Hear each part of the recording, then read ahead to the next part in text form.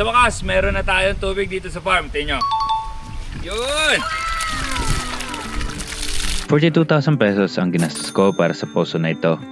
Para magkatubig tayo dito sa farm. Hindi na tayo makikigib kinanay kasing. Mabait naman sila pero mas maganda pa rin yung may sarili, di ba? 12,000 pesos para sa materyales at 30,000 pesos para sa labor. Isa sa pinaka-importanteng kailangan sa buhay natin at sa farm, ang tubig. Kaya ito ang isa sa main investment natin dito. Para dito, nakipag-meet agad ako sa pinakasikat at pinakamalupit di umano na gumagawa ng deep well dito sa area. Nagminuta lang kami at nag-determine kung saan parte ilalagay ang gripo. Ay binigyan din ako ng reseta baga, parang doktor si Sir eh. Kaso, base sa mga experience ko sa mga ganitong reseta, ko ay kinakabahan. For sure, malasa-lasa ang presyo nito. Kinalunisan, nagsimula kaagad sila sa pag-prepare. Inihanda nila ang mga aparato nila. Mataas na drill at nahukay sa may harapan. Dito magsacycle kahit paano ang tubig. Una na lang nilagay sa butas ay putik. Hindi ko rin alam ko bakit, pero for sure may purpose yan. Nang mapuno na nila ng tubig ang hukay, nagsimula na kagad mag-drill. Ito ang understanding ko sa proseso. Yung tubig sa butas, iangat siya ng motor papunta sa taas para babagsak siya sa may drill bit, less friction. Then may isa pang makina sa taas na nagpapaikot sa drill.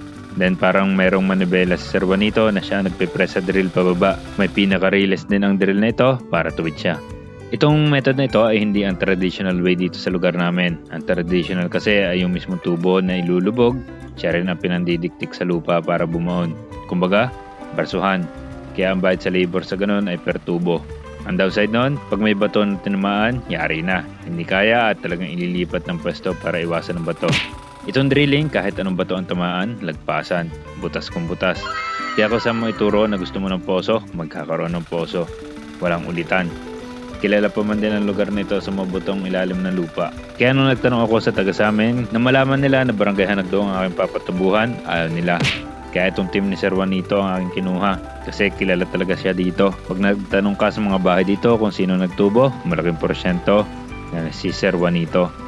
Habang ginagawa ang drilling, tuloy-tuloy din ang pagkuha ng solid sa butas. Para hindi siguro ma-cycle back ng motor papasok sa tubo. Ito na rin kasi yung natanggal sa ilalim ng lupa habang binubutas.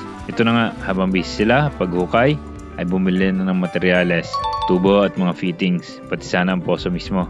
Kaso walang available na brand na pinabibili eh. Champion daw ang magandang ganon, 5 tubo ang pinapabili. 2 inches ang butas, 20 feet bawat isa, ang lalim niyan. Bali 100 feet ang i-drill para daw talagang malinis ang tubig. Kaso 3 lang available. Pero kinabukasan naman ay nakumpleto na rin ang mga kailangan bilhin at naging total dyan ay 12,410 pesos. Aray ko. Dahil malalim at mabato dito sa lugar, talagang sinubok sila. May ilang bato sila na kinailangan na mabutas para maituloy ang drilling. Pero di sila natinag. Dahil nga, diamond drill bit ang gamit nila. Kaya daw nila hanggang 12 tubo. More than that, nire-refer na nila sa iba. Pagkatapos ng dalawa na may higit half day, ay natapos na ang pagdidrill at ibinaba na ang tubo. Na magsagad na, pinukpok nila ng ilang pie para daw hindi lumubog ang tubo. Then, dinrill ulit nila. Mamaya ay coupling na nilagay and then ang mismong poso. Ang bilis lang ng proseso. Dahil medyo may pagka-modern technique at ito ang unang buga ng tubig dito sa farm. At ito na nga, naging chocolate pa ang tubig. Hindi, joke lang. May mga lupa pa kasi yan, pero mawawala din yan maya-maya. At ang buhangin, mga 2 linggo daw. Mawawala rin pag nailabas na lahat at nagsettle na sa ilalim ng lupa ang butas. Tinungga ng tinungga, tapos tinakman ko pa ang tubig. Pero ito lang, wala man lasa yung tubig, which is good thing. Wala naman lasa kahit na ano. Kasi ito sa kapitbahay namin, 5 tubo din sa kanila. Ay naiinom namin ang tubig nila eh. Anyway, may warranty na 1 year dito.